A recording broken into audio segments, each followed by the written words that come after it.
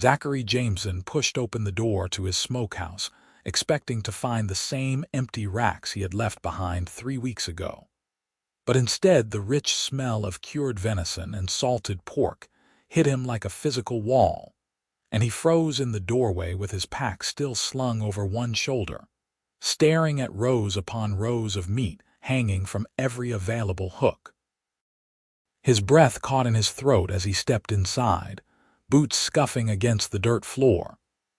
The smokehouse was a small building, barely 12 feet square, but every inch of space had been utilized with an efficiency that spoke of expert hands. Strips of jerky hung in neat columns from the rafters. Whole hams dangled from iron hooks along the walls. Sausages linked together in long chains swayed gently in the draft from the open door. The sight was so unexpected, so impossibly abundant, that for a long moment Zachary could only stand there with his mouth slightly open, trying to understand what he was seeing.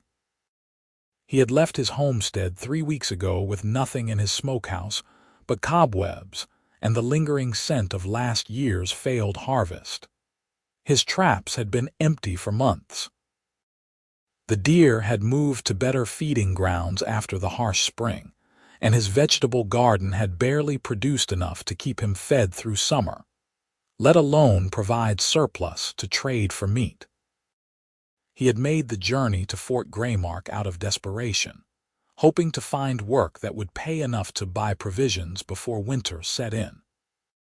The fort commander had hired him to guide a supply wagon through the mountain pass, dangerous work that paid well precisely because bandits liked to ambush travelers on that route. But that had been 3 weeks ago. 3 weeks away from his small cabin and the 40 acres he had claimed when he mustered out of the army 2 years prior. 3 weeks during which he had expected his property to sit empty and undisturbed because his nearest neighbor lived 5 miles away through dense forest, and nobody came out this far into the frontier unless they had business or were running from something. Zachary set his pack down carefully and walked deeper into the smokehouse, his eyes adjusting to the dim interior. The fire pit in the center had been properly maintained, the coals still warm beneath a layer of ash, the smoke hole in the roof drawing cleanly. Someone had been tending this fire regularly, keeping the temperature steady to cure the meat properly without cooking it. This was not the work of a day or even a week. This represented hours of careful labor, expertise in butchering and preservation, and access to game that Zachary himself had been unable to find for months. His hand moved instinctively to the knife at his belt as the implications settled over him. Someone had been living on his property, using his smokehouse, hunting on his land. The question was whether they were still here. He backed out of the smokehouse slowly, his eyes scanning the clearing around his cabin. Everything looked exactly as he had left it. The cabin door was closed, the shutters latched. His woodpile appeared untouched. The small garden plot showed no signs of additional tending beyond what the rain would have provided.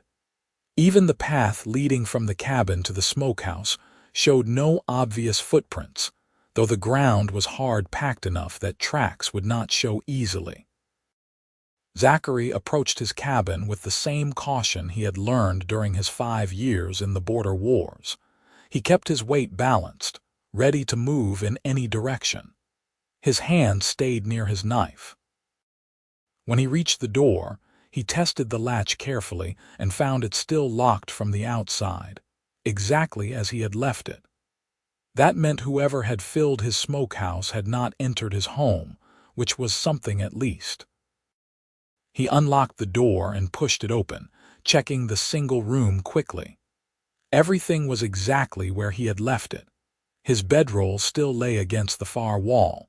His few cooking implements hung from their hooks near the fireplace. The small table and chair sat in the center of the room. Nothing had been disturbed. Zachary let out a breath he had not realized he was holding and set his pack on the table.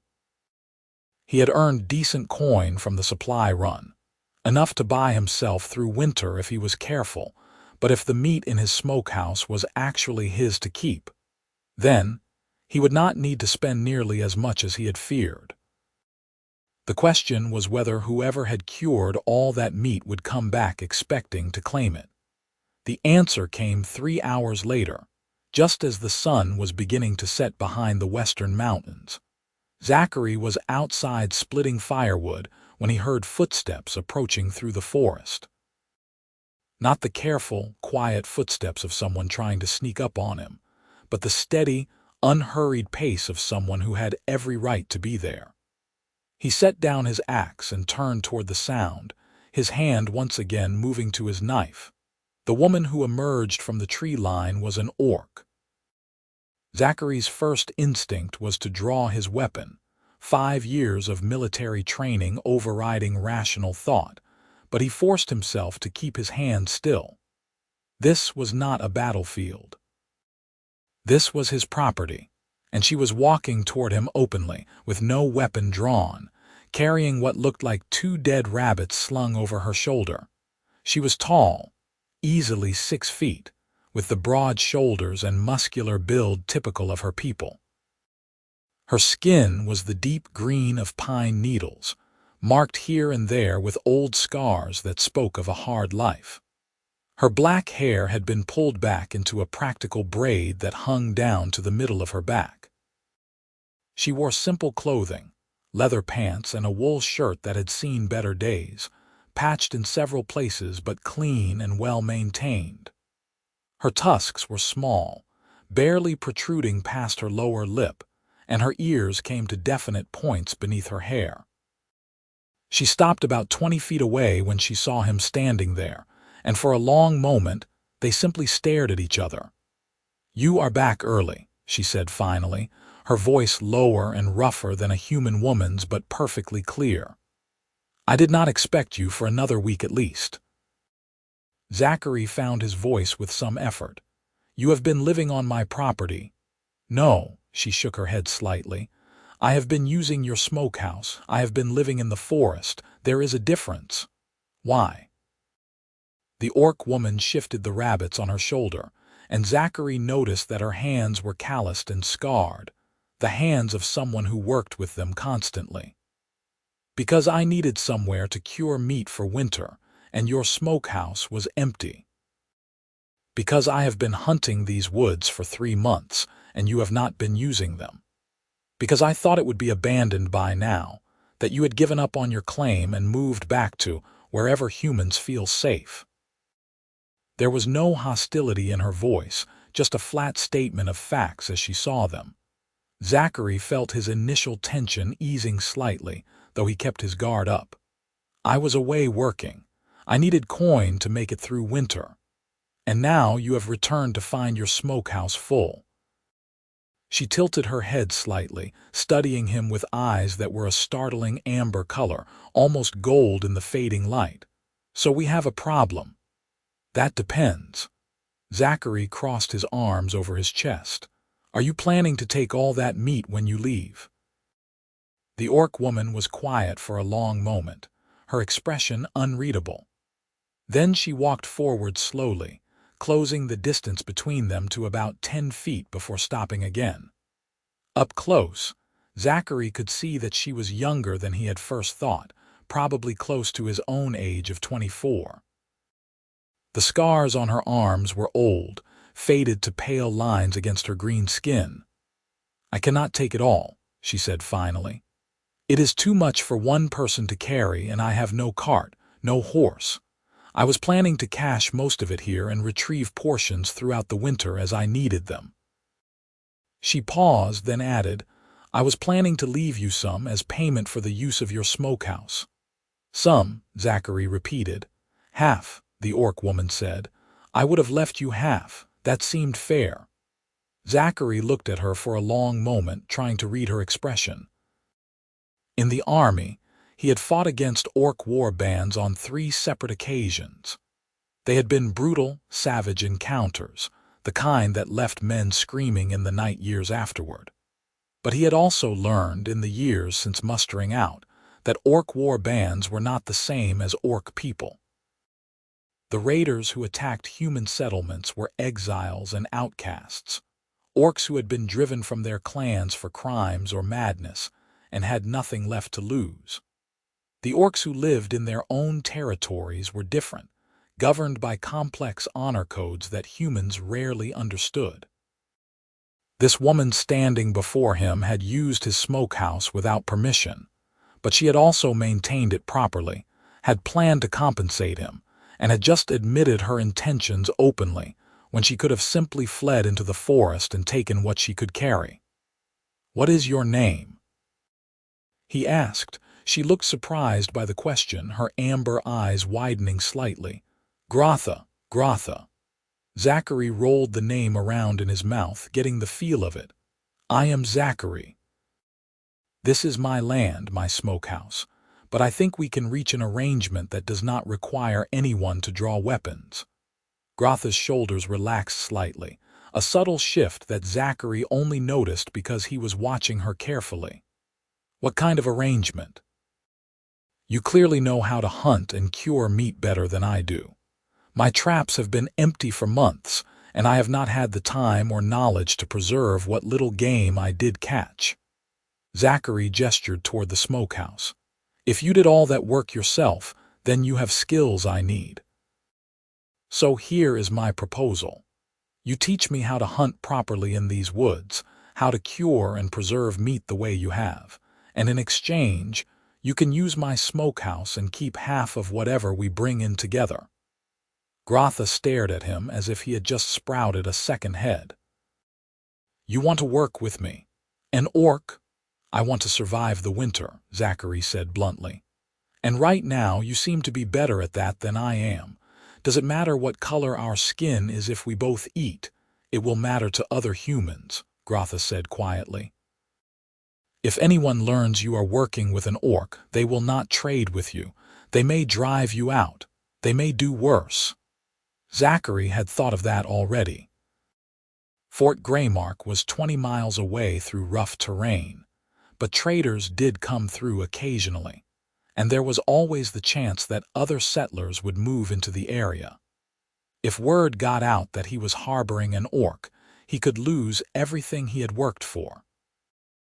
But he had also spent 3 weeks on the road eating hardtack and dried beans, knowing that he would come home to an empty larder and the prospect of a hungry winter.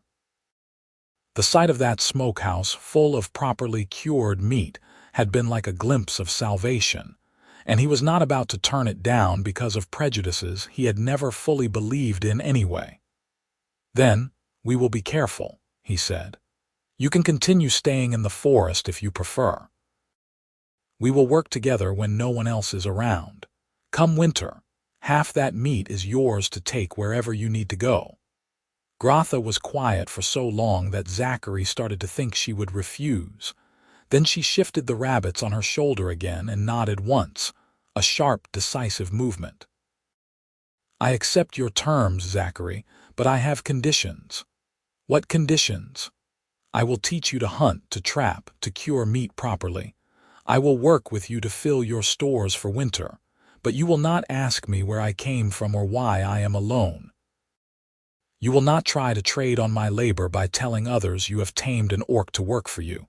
And if anyone comes here who means me harm, you will not help them, even if they are human." Those were reasonable conditions, Zachary thought. More than reasonable, given that she was asking him to keep secrets that could cost him his standing in the community if they came to light. "Agreed," he said, and held out his hand. Grotha looked at his extended hand for a moment, then reached out and clasped it firmly. Her grip was strong, her palm calloused and warm. They shook once, and Zachary felt something shift in the air between them, a sense of a bargain struck and honored.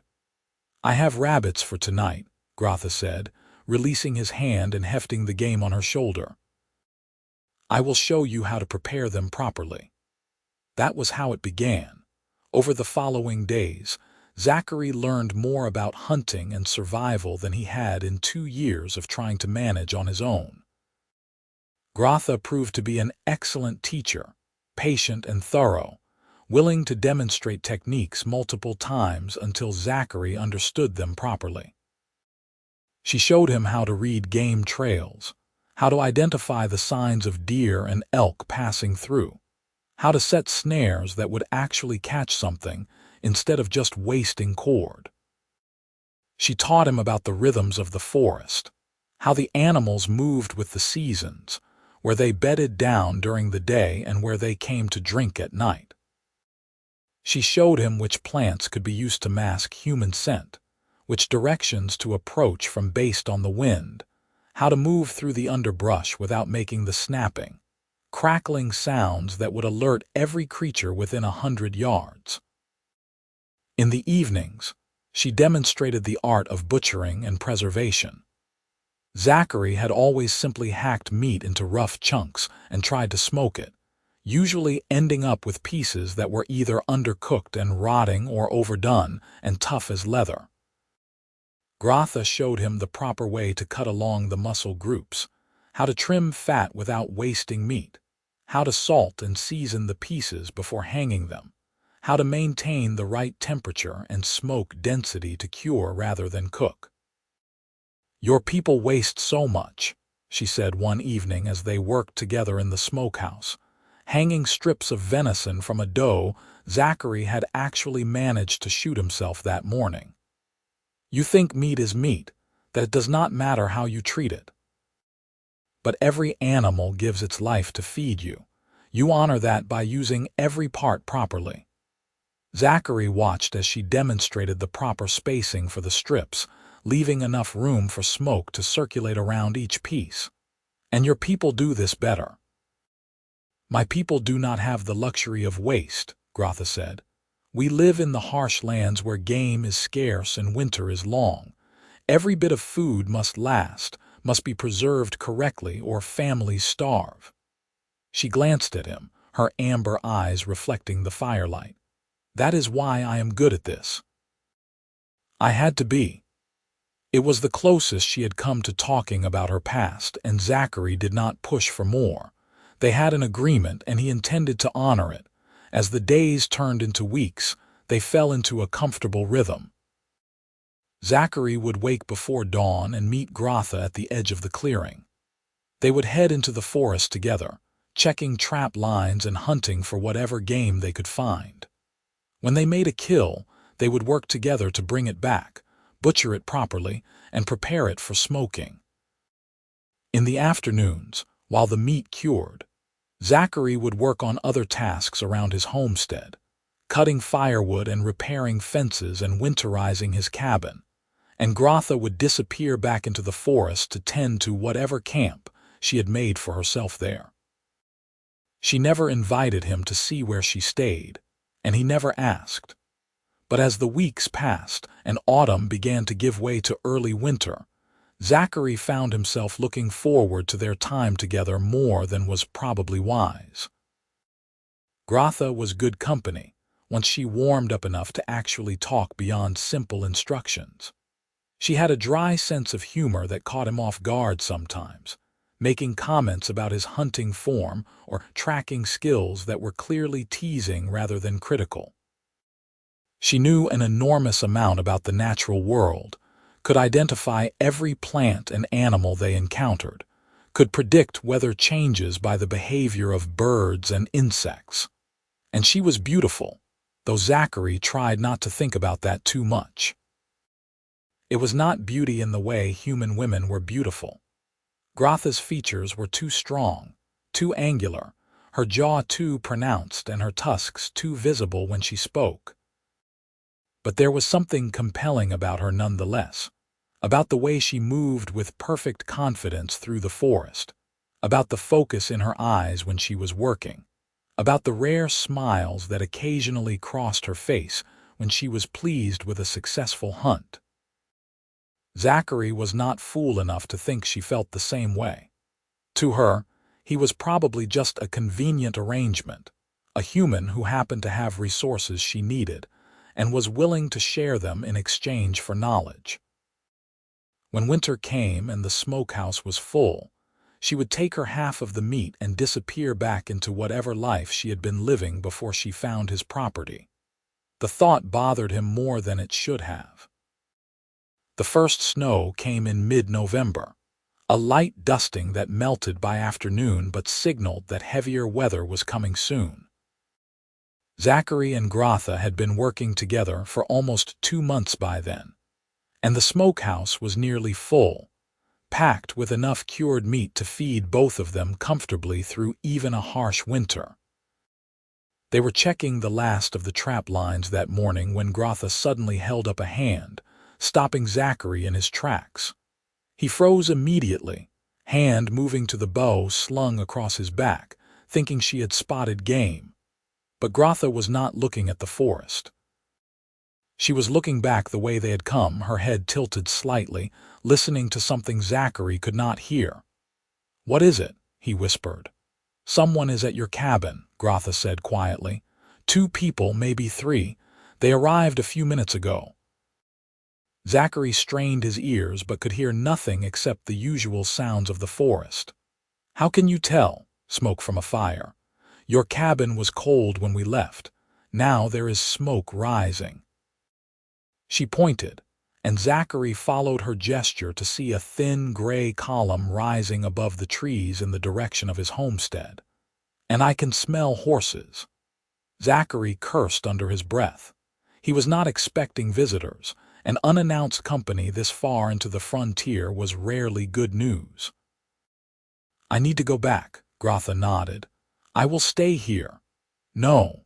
The word came out before Zachary had really thought about it, but as soon as he said it, he knew it was right. "Come back with me. Stay out of sight until we know who it is, but I want you close in case there is trouble." Grotha studied him for a long moment, something unreadable in her expression. Then she nodded again. "Lead the way." They moved through the forest quickly but carefully, using the skills Grotha had taught him to minimize sound. As they got closer to the cabin, Zachary began to hear voices, male and rough, the kind of voices that set his instincts on edge after years in the army. He signaled for Grotha to stop, and they crept forward the last 100 yards until they could see the clearing. There were 3 men in front of his cabin, and Zachary recognized them immediately. They were trappers who worked out of Fort Graymark, rough men who made their living harvesting furs from the deep wilderness and trading them for whiskey and gambling money. Zachary had seen them around the fort during his supply run, had even shared a drink with one of them, a big, bearded man named Cyrus, who had seemed friendly enough at the time. Now Cyrus and his 2 companions were standing in front of Zachary's cabin with the door hanging open behind them, clearly having forced the lock. One of them was holding a sack that Zachary recognized as containing his supply of flour. Another was drinking from Zachary's bottle of whiskey, the one he had been saving for emergencies. "Told you this place would be easy pickings," Cyrus was saying, his voice carrying easily across the clearing. "Fool veteran thinks he can homestead out here all alone. Probably got himself killed by bandits or froze to death somewhere." "What about all that meat in the smokehouse?" one of the others asked. "You think he really did all that himself? Does it matter? He is not here to complain about us taking it." Cyrus laughed, a harsh sound that made Zachary's hands curl into fists. "We will load up what we can carry, burn the rest so no one else gets ideas about claiming this place. By spring, we can file a claim ourselves if no one has come looking for him." Zachary felt Grotha's hand on his shoulder, a gentle pressure that was clearly meant to hold him back from doing something stupid. He glanced back at her and saw concern in her amber eyes. "3 against 1 are bad odds," she whispered, "even for a soldier." "I cannot let them take everything," Zachary whispered back. "That is our food for winter. Your food." Grotha's expression shifted, something fierce and determined settling over her features. 3 against 2 are better odds. You do not have to. We had an agreement, Grotha said quietly. You would not help those who mean me harm. These men are meaning you harm. That makes them my problem as well. Before Zachary could argue, Grotha stood up from their hiding spot and walked out into the clearing as calmly as if she were taking an evening stroll. The three trappers froze, staring at her with expressions that went from surprise to fear to something uglier in the span of seconds. "Well now," Cyrus said slowly, his hand moving to the long knife at his belt. "What do we have here? An orc, bold as brass, walking around like she owns the place." "I do not own it," Grotha said, her voice carrying clearly across the clearing. "But the man who does is a friend of mine, and he would not appreciate you stealing his property." The trappers exchanged glances, and Zachary saw their calculation as clearly as if they had spoken it aloud. An orc woman, alone, far from any clan. Easy prey, and probably worth coin if they could take her alive and sell her to the fighting pits in the southern cities. Zachary stood up from his hiding spot and stepped out into the clearing, his bow already strung with an arrow nocked. "The orc is right," he said loudly. "I do not appreciate thieves on my property." The trappers spun toward him, and Zachary had the satisfaction of seeing genuine surprise on their faces. Cyrus recovered first, his expression hardening. "Zachary, we thought you were dead." "Clearly." Zachary kept his bow steady, the arrow pointed at Cyrus's chest. "Put down my property and leave. Now. Or what?" Cyrus's hand was still on his knife. "You are going to shoot us, 3 of us and 1 of you." "2 of us," Grotha said, and Zachary saw that she had drawn a knife from somewhere, a wicked-looking blade that she held with the easy competence of someone who knew how to use it. Cyrus looked between them, his eyes narrowing. "You are working with an orc. Are you mad? Do you know what they will do to you at the fort when word gets out? I know what I will do to you if you do not put down my flour and leave my property," Zachary said evenly. "And I promise it will hurt worse than anything you are imagining." For a long, tense moment, no one moved. The clearing was silent, except for the wind in the trees, and the nervous stamping of the horses the trappers had tied near the tree line. Zachary kept his arrow trained on Cyrus, knowing that if this turned into a fight, he would need to drop the big man first, and hope that Grotha could handle the other 2 long enough for him to get his knife out. Then one of the other trappers, a thin man with a scarred face, set down the sack of flour and took a step back. "I am not dying over some flour and whiskey. This is not worth it, Cyrus." Cyrus glared at him but apparently came to the same conclusion. He pulled his hand away from his knife and held both hands up in a placating gesture. "Fine, we are going, but you had better watch your back, Zachary. Working with orcs is going to make you enemies you cannot afford." "I will take my chances," Zachary said. "Go." The trappers went, mounting their horses and riding out of the clearing without looking back. Zachary kept his arrow nocked until they were out of sight, and even then he stood listening for a long time, making sure they were not circling back.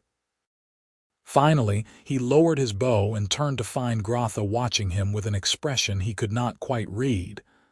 "You did not have to stand with me," he said. "That was my fight." "We are partners," Grotha said simply. "That makes your fights my fights." She paused, then added more quietly, "Besides, you stood with me when you could have let them think I was alone here. You revealed our arrangement to protect me. That was not required by our agreement." Zachary shrugged, suddenly uncomfortable. It was the right thing to do. Grotha was quiet for a long moment, studying him with those amber eyes that seemed to see more than he wanted to reveal.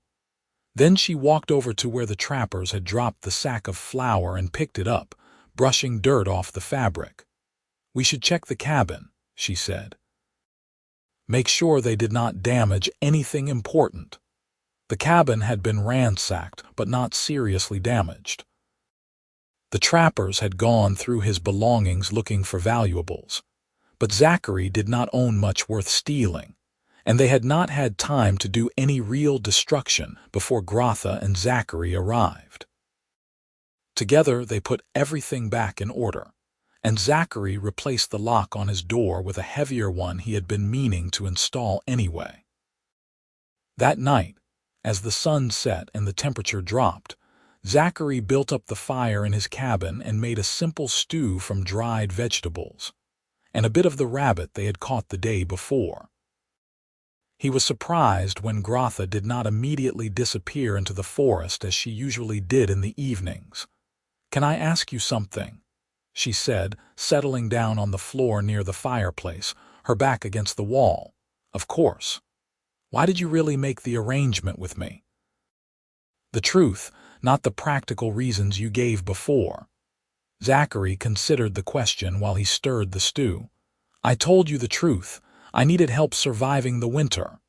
"But you could have tried to drive me off," Grotha said. "Or you could have taken the meat I had already cured and told me to leave. Many humans would have done that. Most humans would have done that." Zachary sat down on his chair, thinking about his answer. "When I was in the army," he said slowly, "I fought against orc raiders 3 times. They were brutal fights. Men on both sides died badly. But after I mustered out and started trying to build a life out here, I met an orc trader at Fort Greymark. He was there legally, had papers and everything, trading furs and crafted goods.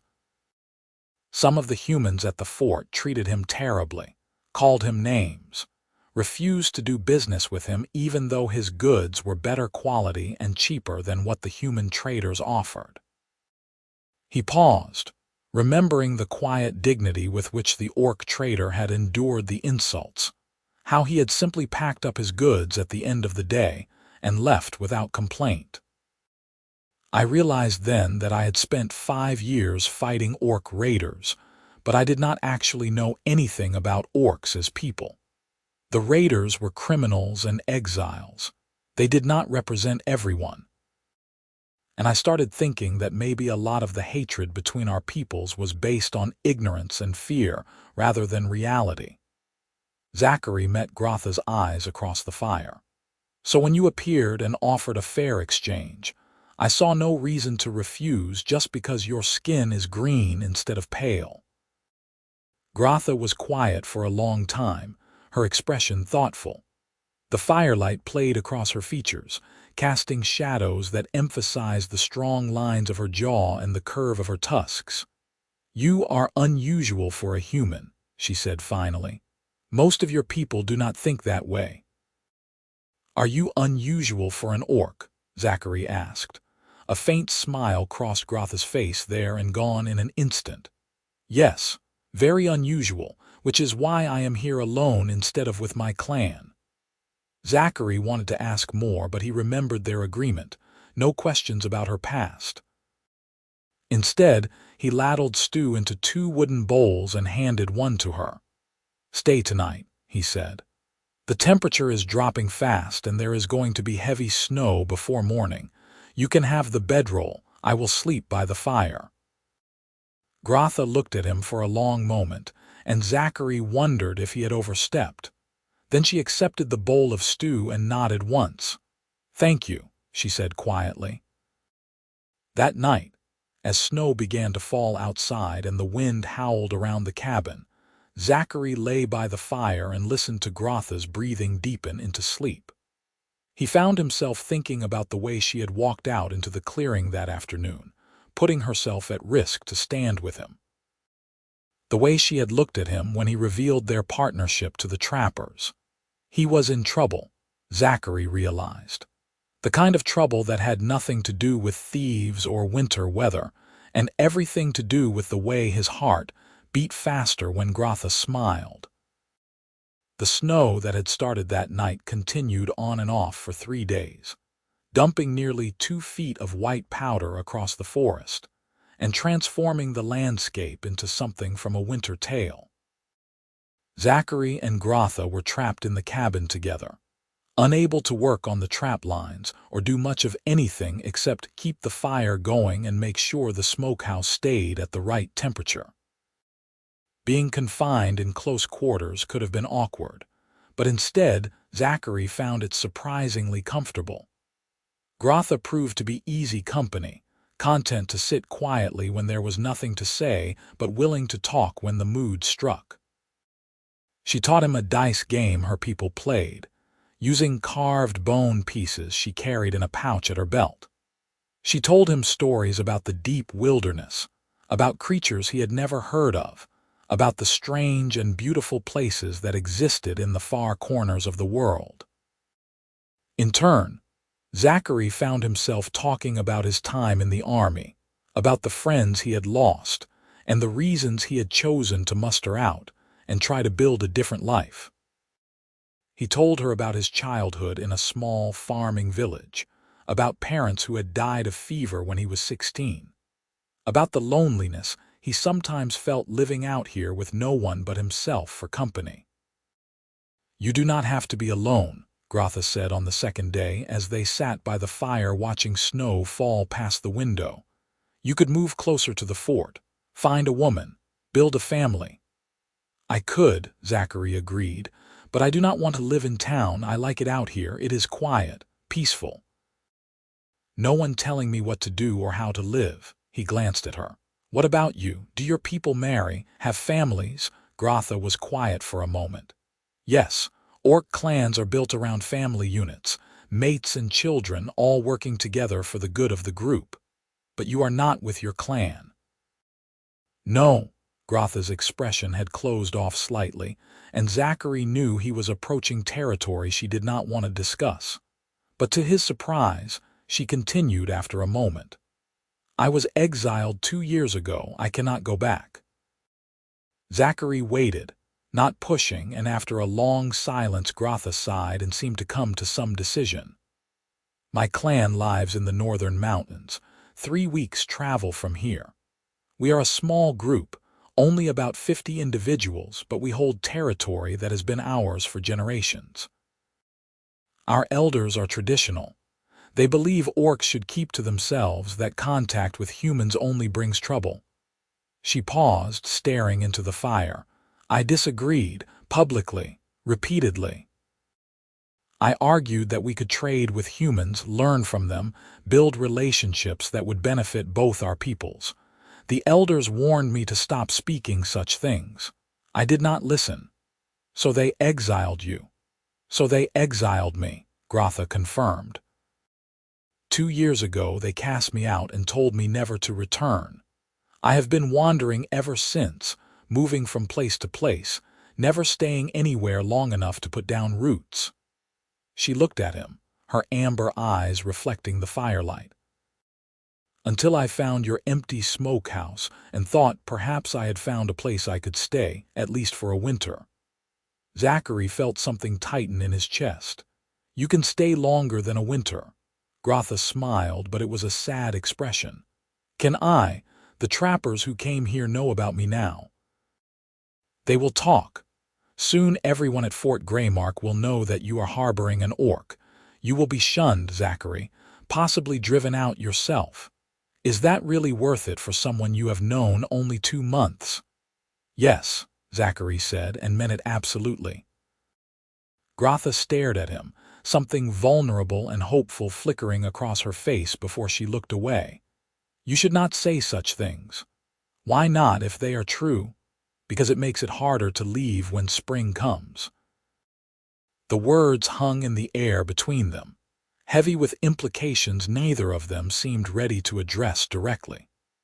Zachary wanted to say more, wanted to tell her that he did not want her to leave at all, that the thought of spring arriving and finding her gone made something in him ache. But he could see that Grotha was already struggling with her own emotions, her expression carefully neutral in a way that suggested she was fighting to keep it that way. So instead, he changed the subject, asking her to teach him more about the dice game, and they spent the rest of the evening in companionable silence broken only by the rattle of bone dice. and the occasional laugh when one of them made a particularly bad roll. That night, Zachary lay awake long after Grotha had fallen asleep, listening to the wind outside and thinking about the future. He had come to the frontier to build a life free from the constraints of society, a place where he could live by his own rules and answer to no one. He had not expected to find companionship out here, let alone the kind of connection he was beginning to feel with Grotha. But life rarely went the way one expected, and Zachary was learning that sometimes the unexpected was better than anything he could have planned. The snow stopped on the fourth day, and they were able to venture outside again. The forest had been transformed into a wonderland of white, the trees heavy with snow, the ground soft and pristine. Zachary and Grotha checked the trap lines and found several rabbits, which they brought back and added to the Smokehouse's already impressive stores. As they worked together that afternoon, Zachary found himself watching Grotha more than was probably appropriate. The way her hands moved with quick efficiency as she butchered the rabbits. The way she hummed quietly to herself when she was focused on a task. The way she occasionally glanced at him and smiled when she caught him looking. He was definitely in trouble. That evening, as they were finishing up in the smokehouse and preparing to head back to the cabin for dinner, Grotha suddenly spoke without looking at him. "I think I am going to stay," she said quietly. Zachary froze, his heart suddenly pounding. "Stay through the winter. Maybe longer if you will have me." Grotha turned to face him, and there was something uncertain in her expression, a vulnerability he had not seen before. "I know it will cause you problems. I know people will talk and you may lose standing at the fort, but I do not want to leave, Zachary. I have not felt this comfortable anywhere since my exile. I have not felt this much like I belong." Zachary set down the knife he had been cleaning and crossed the small space between them in 2 steps. "I want you to stay, for as long as you want, winter, spring, summer, all of it. Even if it costs you your reputation, your ability to trade at the fort. I will find other places to trade, other ways to survive.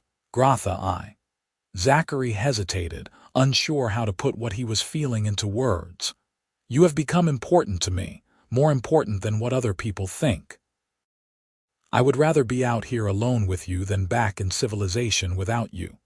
Grotha's breath caught, and for a long moment she just stared at him. Then, slowly, she reached out and placed her hand on his chest, her palm warm even through his shirt. "I think you are the first human who has ever seen me as a person rather than a monster," she said softly. "Do you know how rare that is? How precious?" Zachary covered her hand with his own. "You are not a monster, Grotha. You are brilliant and skilled and kind and beautiful, and I am grateful every day that you decided to use my smokehouse instead of someone else's." Grotha laughed, a surprised sound that was half sob. "That is the strangest declaration I have ever heard." "I am not good with words," Zachary admitted, "but I mean them, I know." Grotha's other hand came up to cup his face, her calloused fingers gentle against his skin. "I know you do. That is what makes this so dangerous for both of us." Grotha's thumb traced along his jawline. "My people would never accept me being with a human. Your people will never accept you being with an orc. We would be outcasts together, Zachary. Alone against the world. Is that really what you want?" Zachary thought about it for perhaps 2 seconds before nodding. "If it means being with you, then yes. That is exactly what I want."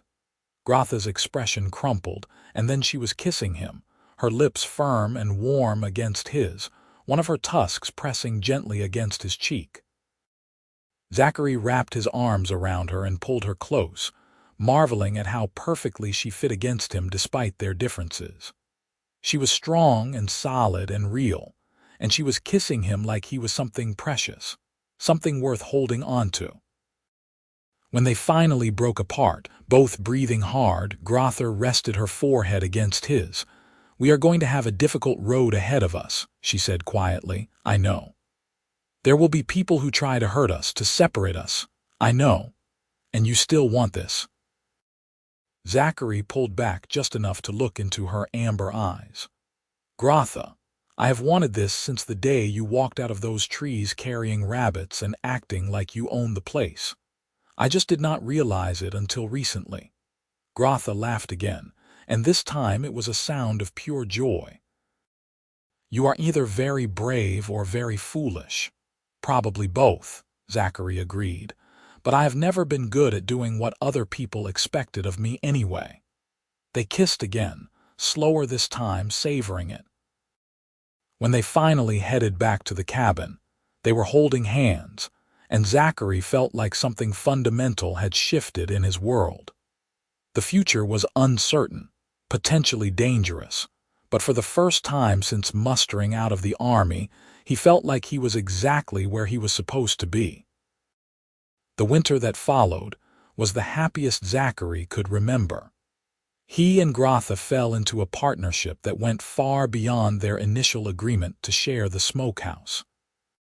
She moved into the cabin officially, and they worked together to make it more comfortable, building a proper bed frame and adding shelves for storage and hanging heavier shutters to keep out the worst of the cold. They hunted together, cooked together, and spent long evenings by the fire talking about everything and nothing. Grotha taught Zachary more about orc culture, about the complex honor codes and family structures that governed her people. Zachary shared what he knew about human society, about politics and trade and the complicated relationships between the various frontier settlements. And slowly, carefully, they learned each other in more intimate ways. Grotha was surprisingly gentle despite her strength, and she approached their physical relationship with the same careful attention to detail she brought to everything else. Zachary discovered that her scars each had stories, that she was ticklish along her ribs, that she made a particular soft sound when she was content that reminded him of a cat purring. But their happiness existed in a bubble that could not last forever. In late January, a trader came through on his way to Fort Greymark, and Zachary went out to meet him while Grotha stayed hidden in the cabin.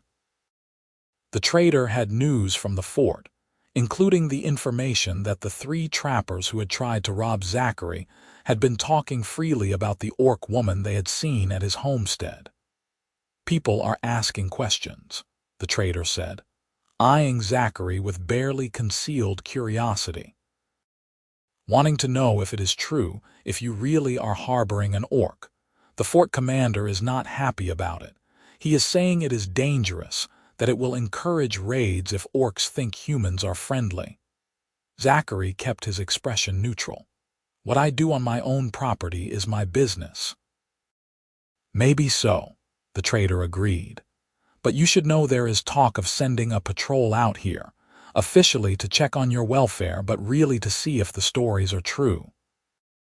He paused, then added more quietly, "If I were you, I would make sure any orc friends I had were long gone before that patrol arrives. For everyone's sake."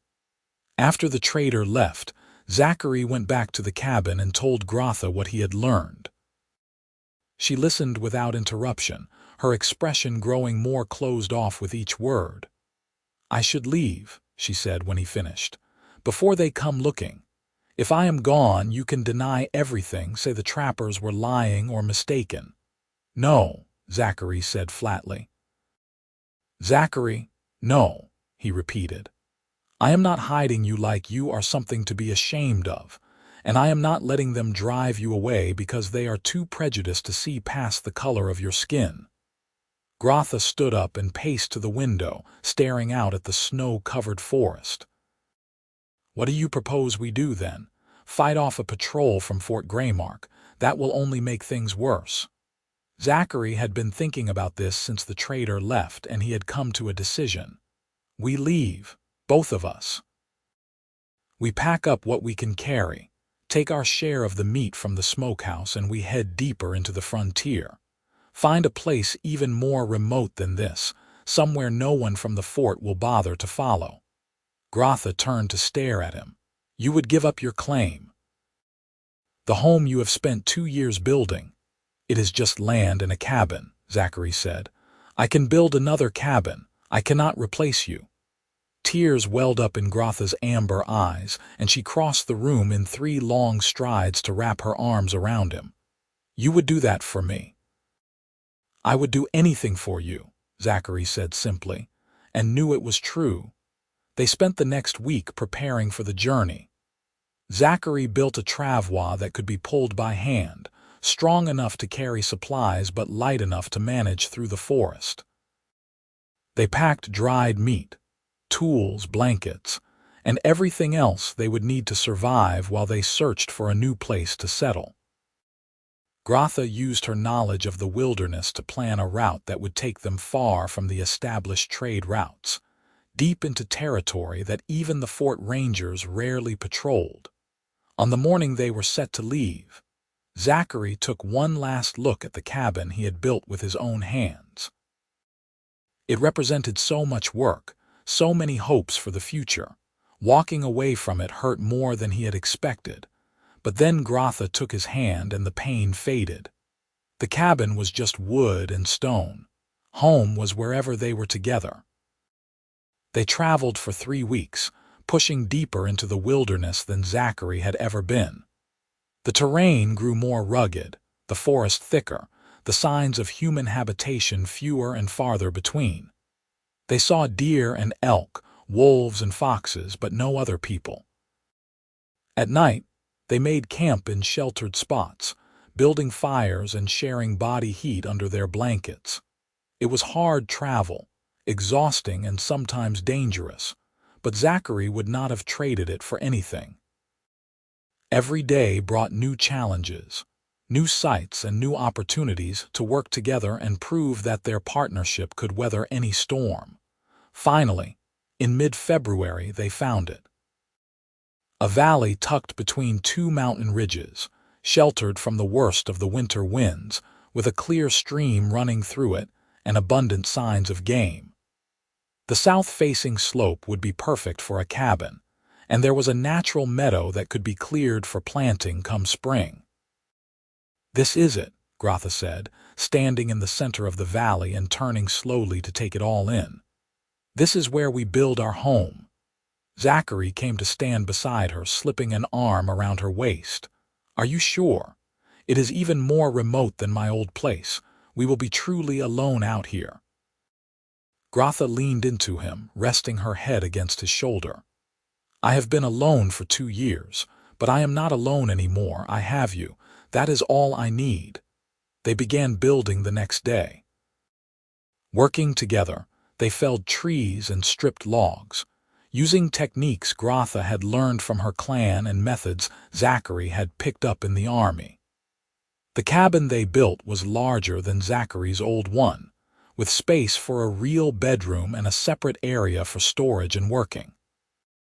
They built a new smokehouse, positioning it carefully for the best airflow.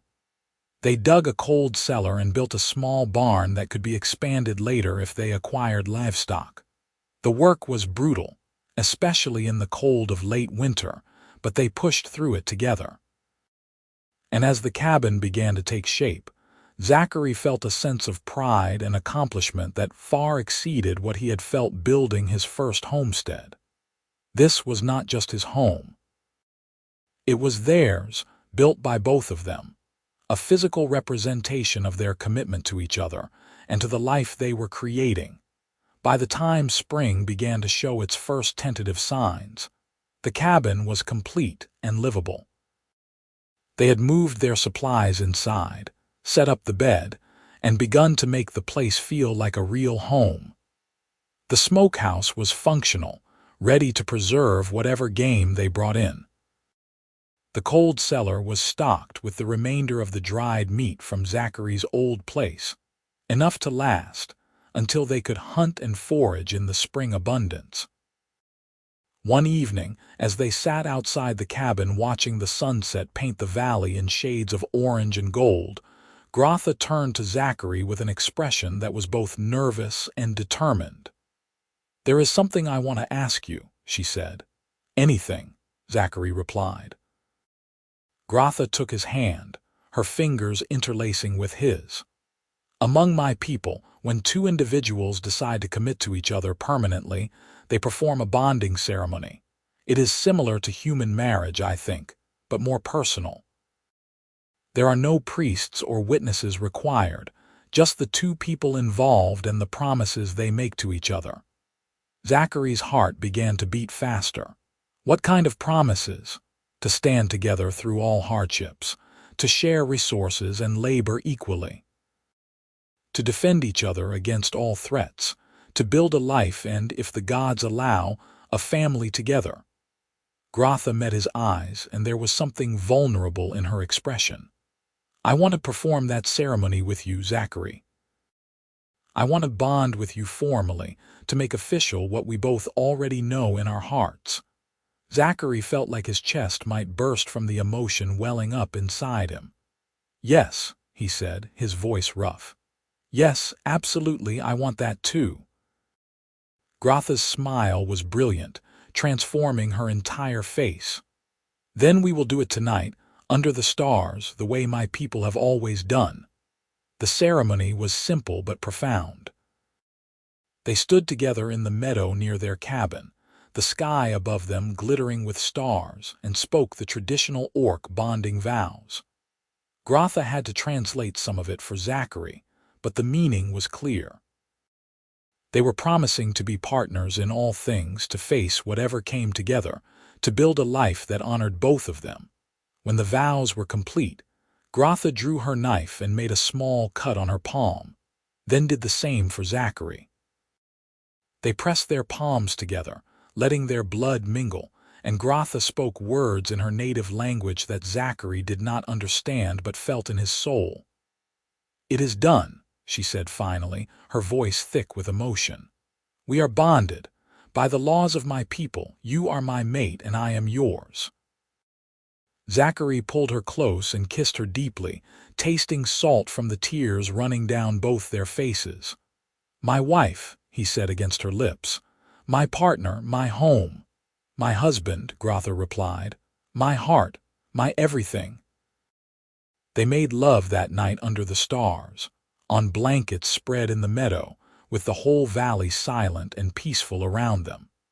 And when they finally fell asleep tangled together, Zachary felt a sense of completeness he had never experienced before. The spring and summer that followed were idyllic. Zachary and Grotha worked together to establish their homestead, planting a garden, setting up efficient trap lines, hunting the abundant game that came down from the high country.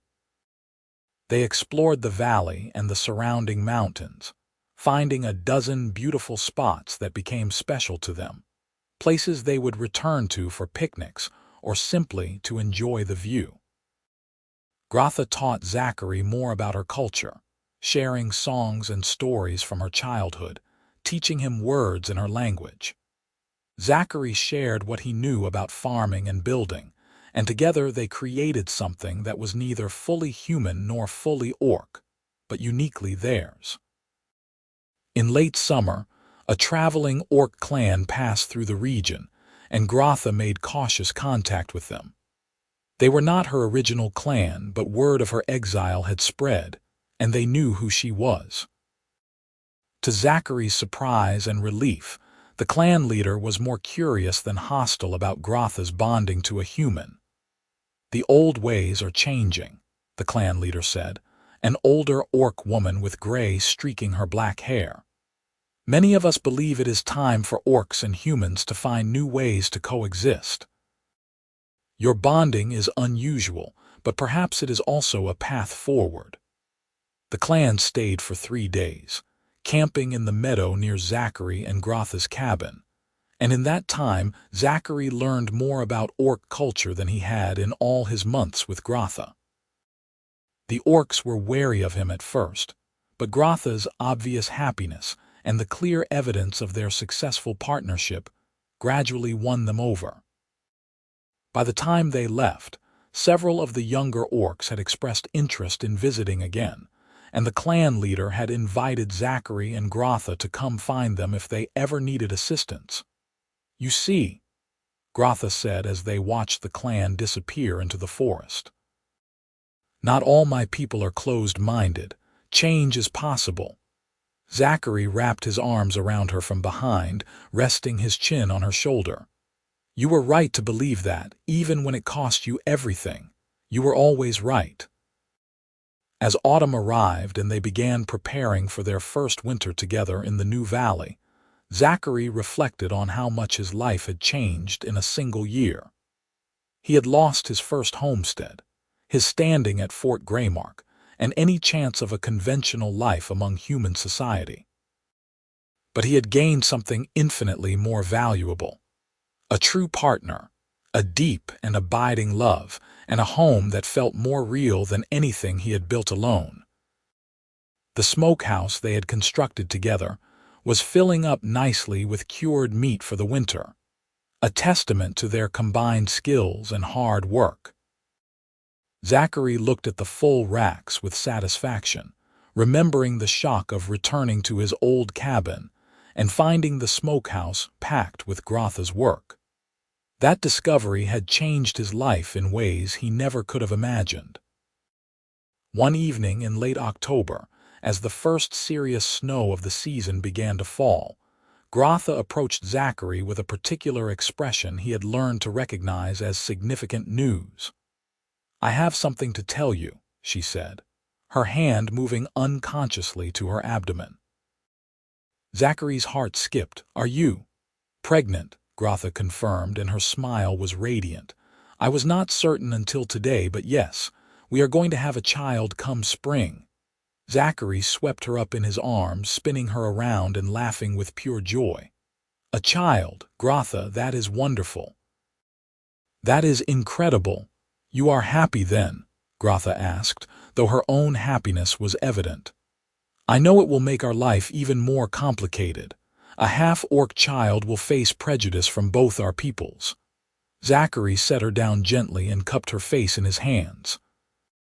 "Our child will be loved and wanted and taught to be proud of both their heritages, and anyone who has a problem with that can answer to me." Grotha laughed and pulled him into a kiss. "You are going to be a wonderful father." "And you are going to be an amazing mother," Zachary replied. That winter was harder than the previous one, with heavier snow and longer cold snaps, but Zachary and Grotha weathered it together in their sturdy cabin. They spent the long evenings preparing for the baby, making plans and gathering supplies. Grotha fashioned a cradle from wood Zachary carefully selected and carved, creating something beautiful that incorporated designs from both their cultures. As winter gave way to spring, and the snow began to melt, Grotha's pregnancy progressed smoothly. The traveling orc clan returned in early April, and the clan leader brought with her an experienced midwife who examined Grotha and pronounced her healthy and strong. "The birth will be soon," the midwife said. "Within the next 2 weeks, your mate should be prepared to assist." Zachary, who had faced down bandits and fought in brutal battles without flinching, found himself terrified at the prospect of helping deliver a baby.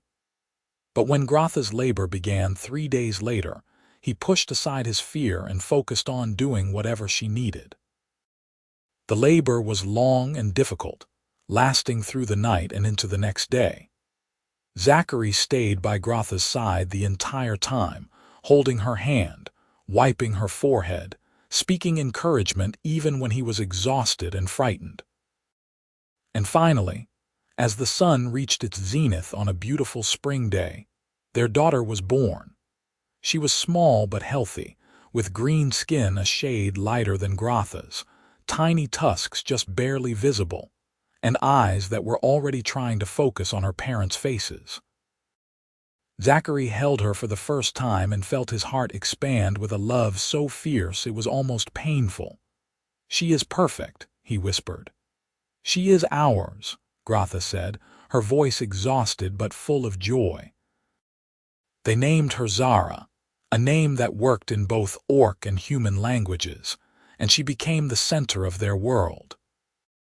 Zachary had thought he understood love before, but watching Grotha nurse their daughter, seeing the gentle way she handled the tiny creature they had created together, he realized he had only scratched the surface. The seasons turned, and their small family thrived.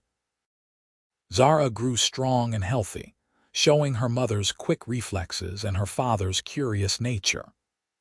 The traveling orc clan became regular visitors, coming through several times a year and always bringing gifts and news from the wider world. Through them, Zachary and Grotha learned that attitudes were slowly changing, that more mixed partnerships were forming between humans and orcs along the frontier, that their bonding was part of a larger shift in how the two peoples viewed each other. By the time Zara was walking and beginning to talk, Zachary and Grotha had expanded their homestead significantly. They had built a larger barn and acquired 2 goats from the orc clan, trading cured meat and worked leather for the animals. The garden had been expanded, and they were growing enough vegetables to preserve for winter with plenty left over for trade. The smokehouse was always full, a testament to their skill and teamwork. One summer evening, when Zara was 3 years old and playing in the meadow while her parents watched, Grotha leaned against Zachary's shoulder and sighed contentedly. "You ever regret it?" she asked. "Giving up your old life, your place among humans?" Zachary thought about the question seriously before answering. "I regret that the world is not different, that we have to hide out here instead of living openly wherever we want.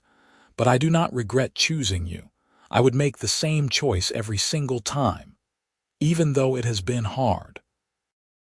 "Especially because it has been hard," Zachary said.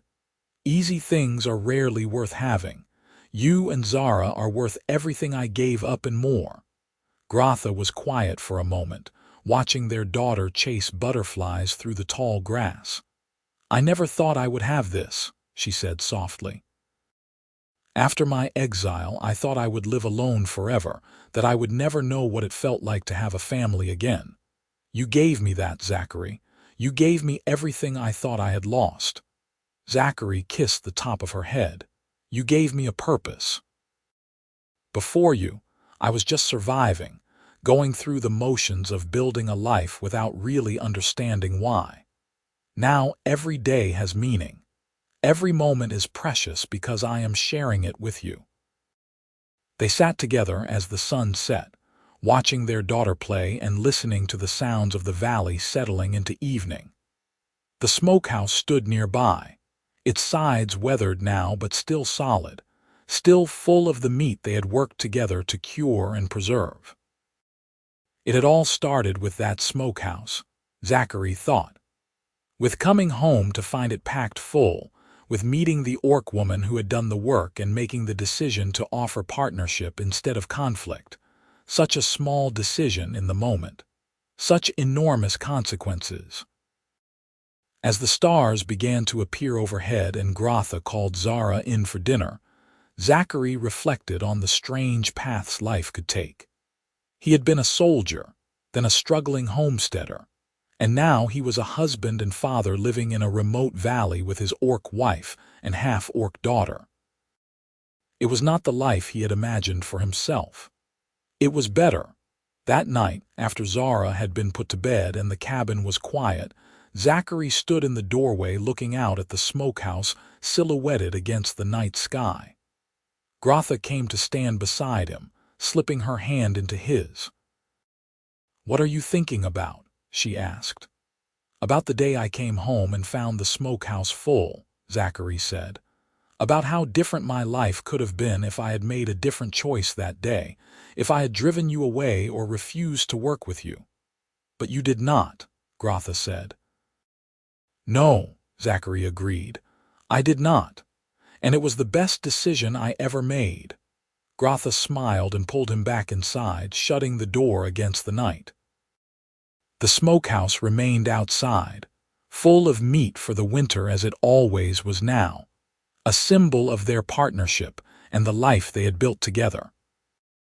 Inside the cabin, their daughter slept peacefully, dreaming whatever dreams 3-year-olds dreamed, safe and loved and blissfully unaware of how unusual her family was. The years continued to pass, bringing new challenges and new joys. When Zara was 5, Grotha gave birth to a son they named Zane, and their family grew again. The cabin was expanded to accommodate the growing household, and the garden grew larger each year. The traveling Orc clan became close friends, and eventually other mixed families began to settle in the region, drawn by the news that it was possible to live openly and safely far from the prejudices of the established settlements. A community began to form, small but tight-knit, made up of Orc and human families who had chosen each other despite the barriers their peoples placed between them. Zachary and Grotha became elders of sorts, their homestead one of the first and most successful, their relationship proof that love could bridge any divide. When Zachary was 40 and Grotha 38, they stood together on the porch of their cabin expanded now into a real house, and watched their children and grandchildren play in the meadow below. Zara had bonded with a young Orc man from the traveling clan, and they had 2 children of their own. Zane was courting a human girl whose family had moved to the valley 3 years ago, and wedding plans were being made. "We built something good here," Grotha said, her hair now streaked with gray but her eyes still that same brilliant amber. "Something that will last long after we are gone." Zachary put his arm around her waist, marveling as he always did at how perfectly they fit together. "We built it together, just like everything else." "Just like everything else," Grotha agreed. The smokehouse still stood nearby, old and weathered now but still functional, still regularly filled with meat that Zachary and Grotha cured together every autumn. It had become something of a landmark in the community, a symbol of how it had all started, of the Orc woman who had cured meat for a winter and the human man who had offered partnership instead of suspicion. New families who moved to the valley always asked about it, and Zachary and Grotha always told the story, about coming home to find it full, about the decision to work together, about how a simple exchange of labor for access to a building had blossomed into something profound and lasting. And always, at the end of the story, they would take their listeners' hands and say the same thing. Love is not limited by what we are. It is only limited by what we choose to do with it. We chose to build together, to stand together, to create something new that honored both our peoples. And that has made all the difference. As the sun set on another beautiful day in the valley they had made their own, Zachary looked at his wife, his partner, his bonded mate, and felt the same surge of love and gratitude he had felt on that day so many years ago, when she had walked out of the forest carrying rabbits and changed his life forever. The smokehouse was full. Their family was thriving. Their community was growing. And it had all started with an Orc woman's decision to cure meat in an empty building, and a human man's decision to see the person rather than the prejudice. It was, Zachary thought as he pulled Grotha close and kissed her temple, the best possible outcome of returning home to an unexpected gift. The smokehouse had been packed full when he got back, and the Orc woman had cured meat for his whole winter. But more than that, she had given him a future worth living, a love worth fighting for, and a family that proved that walls between peoples existed only until someone was brave enough to take them down. Together, they had taken down every wall. Together, they had built something beautiful. And that was more than worth any price they had paid.